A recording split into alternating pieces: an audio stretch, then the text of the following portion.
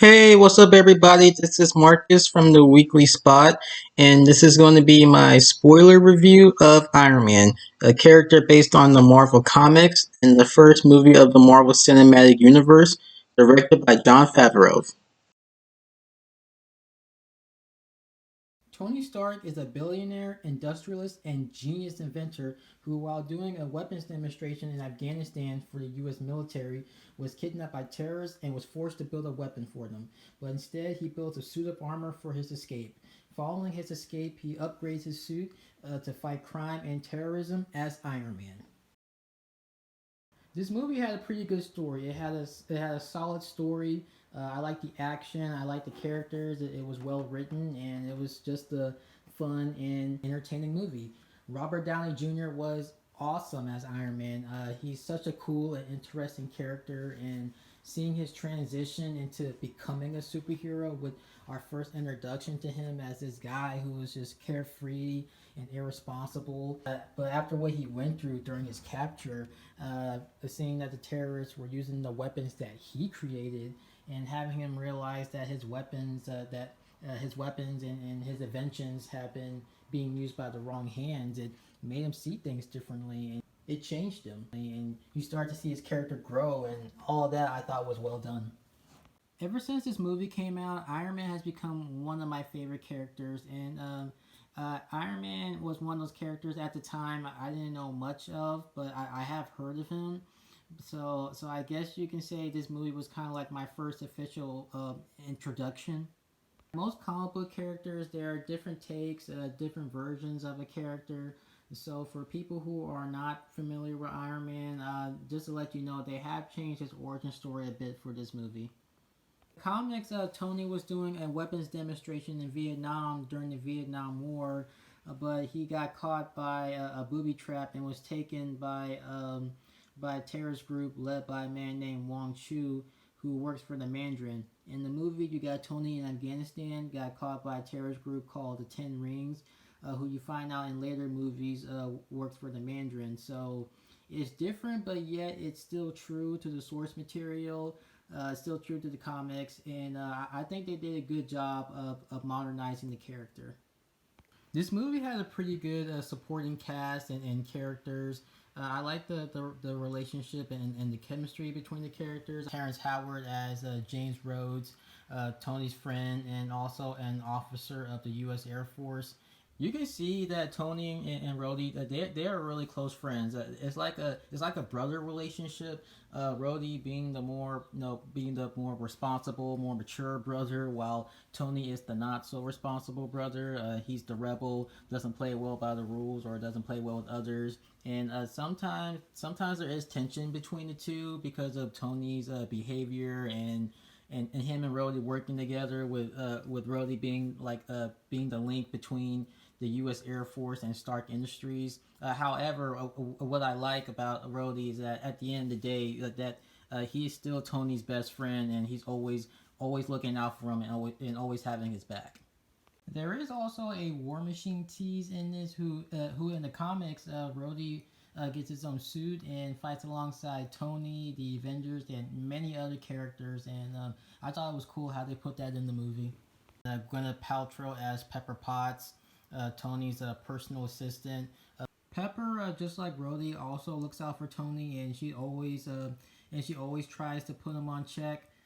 With them two, though, though their relationship is not romantic, you can see that there's something there between the two, something more. I like how it got awkward with them.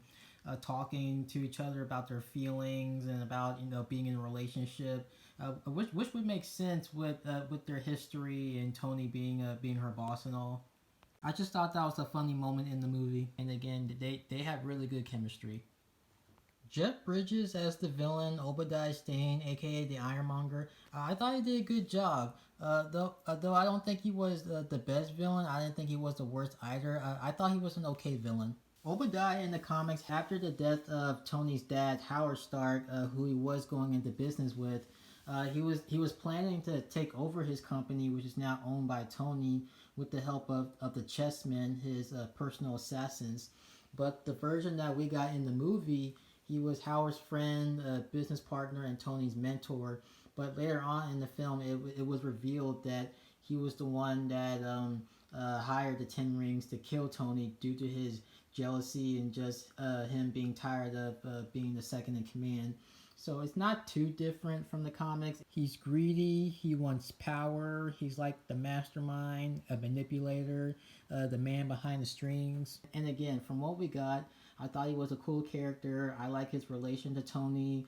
I like the suit, it looks great. In the final battle between him and Tony, it was short, but it was a pretty cool action scene. The only complaint that I have of him, which is really the only complaint that I have of this movie, is that I thought it sucked that they killed him off. I wish they would have kept him around a little longer. It would have been cool to see what else they could have done with him. But then again, this is the MCU, and the direction that they're going with right now, bringing in the multiverse and many other possibilities to introduce more characters, new stories, and all that stuff. Anything is possible, really. So who knows? Yensid, played by Sean Tube, the man that was held captive with Tony.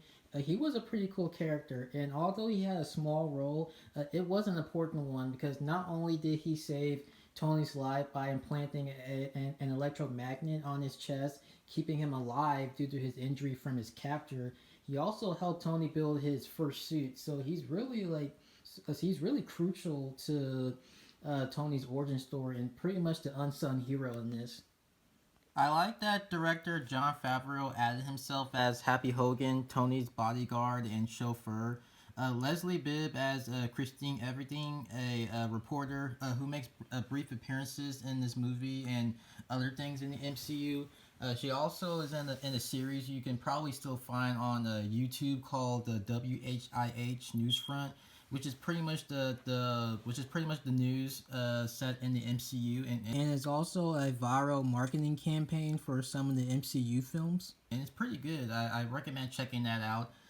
Paul Bettany does the voice for Jarvis, who is the family butler in the comics, but in this he's Tony's AI, which is a pretty cool change for this movie and his universe.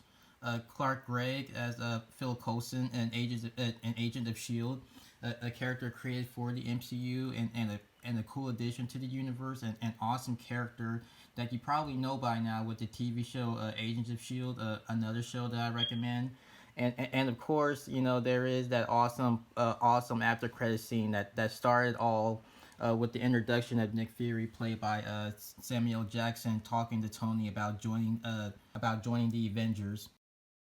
I like the soundtrack for this movie. They did a really good job with the music. I like how they took a rock music approach. It fits well for the character of Iron Man. I also like how the movie looks with the colors, the settings, the locations, the costumes, etc. The Iron Man suit, the suit looked awesome. It's so spot on from the comics, and it looks so realistic. One of the best costumes in the MCU, and the scene where he finally puts on the suit and seeing it in action has to be one of the best scenes out of the Iron Man movies and the MCU.